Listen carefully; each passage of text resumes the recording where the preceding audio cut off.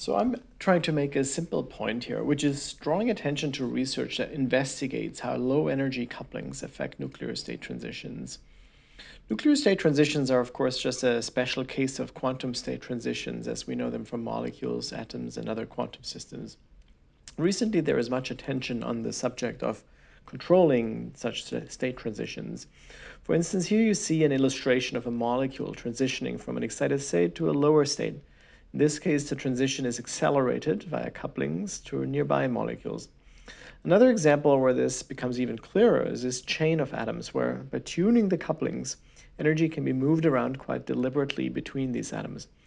Another example are quantum dots that are used as qubits. This here illustrates how a qubit is flipped by temporarily increasing a coupling.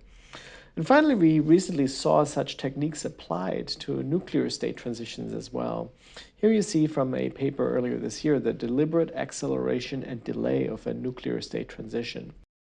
Now, that's a lot of impressive work that shows how quantum state transitions can be affected in principle, but where is more work still needed? I propose to look at the basic parameter space here via a 2x2 with 4 quadrants.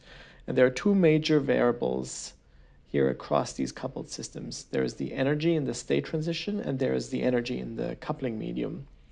And what has been demonstrated is an atomic transition with a similar size coupling as well as a nuclear transition with a similar size coupling.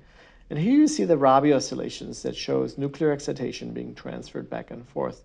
So this is 14 keV transferred via 14 keV coupling quantum. What has also been achieved is an atomic transition with a much smaller coupling energy. And you also see similar Rabi oscillations here in these simulations and experiments. So this is 1.5 eV transferred via millielectron level quanta. So quanta about 100 times smaller than the transition energy. Now, where more work is needed is to investigate the transfer of nuclear transition energies with low energy couplings, such as from optical photons or phonons. This is basically what such an experiment could look like. This kind of experiment would connect with the existing literature presented here and would also represent a critical link to the proposed explanations for nuclear anomalies by theorists such as Peter Hagelstein, Giuliano Preparata, and Julian Schwinger.